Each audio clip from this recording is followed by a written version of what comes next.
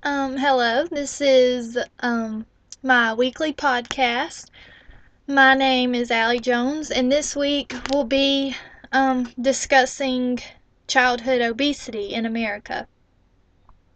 This childhood obesity is there's a large conversation going on about this, and I think that it's pretty important because it affects not only my generation, because I consider myself still a child. I don't think I'm an adult, you know.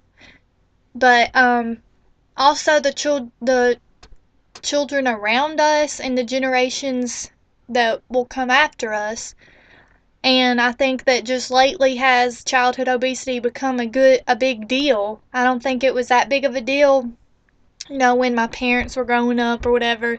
I think just lately, since technology and the environment has changed, has childhood obesity, the fear of childhood obesity, I think it's risen fast. Like people are, it's a bigger threat now to children, and their parents are scared for their children. Um, one of um, the side of the argument that I will be taking, obviously, is the environment. I understand that after research, there are diseases and health issues that cause children to become obese or more likely to be obese or make, decisions that would lead to obesity. But I think one of the main things that is causing obesity is the environment around the children in America. Um, Thankfully, this is something that, we can change or make choices to change or lessen the impact of our environment on the childhood obesity topic, but I think that it's something that still needs to be talked about, and we can help fix it. On the American Trails website, I found a statistic that says 1 out of every 3 children is now overweight or obese. That's about 33% of the children now that are obese. That is 17% away from being half of the children obese. That's a pretty large percentage, and I that scares me. I don't know if anybody else is, you know, threatened by that, but that's scary to me. Obesity is not a healthy lifestyle, and it's scary to think of the younger generations becoming that large of a percentage of the younger generations could become obese. Another statistic off of American Trails, not statistic, but statement says children are increasingly driven to school by car or bus rather than walking or biking.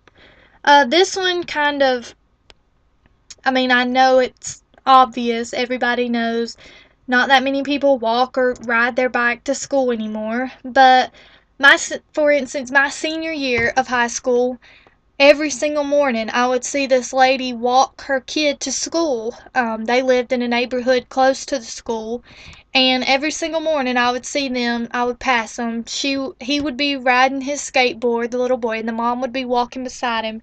And at the time, that was just so sweet to me that they were spending time together. But now, after researching this large conversation that's going on, I realized that she was being proactive, whether she knew it or not. She was spending time with her child and lessening his chance to be obese. She was getting in some daily exercise. Even if it wasn't that much, he was doing more than somebody else that's obese. Um, Off of the White House website, it says the impact of the built environment was particularly strong for younger children ages 10 to 11 and for girls. Girls ages 10 to 11 living in neighborhoods with the fewest amenities had 121 to 276% higher adjusted odds of being obese or overweight than those living in neighborhoods with the most amenities.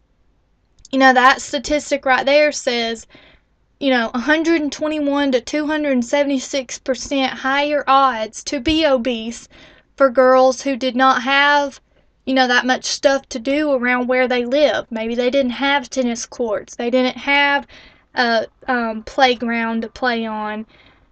I think that their parents, I understand that there's some places you can't just get out and go walk, but I feel like you could change your diet, do little things to change your lifestyle just a little bit to, lessen your chances of being obese or your child being obese.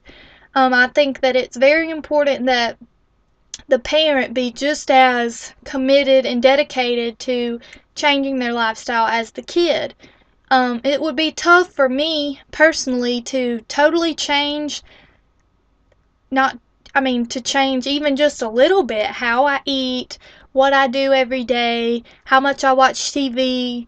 If my parents were telling me all the time, you can't eat that, you need to eat healthy, and then they went and ate fast food and I had to eat like a tuna sandwich, that would not be okay to me. I would be offended and it would make me angry. I wouldn't want to do that. So I think it's important that the parents or the one in charge should be just as committed to this diet as the child is.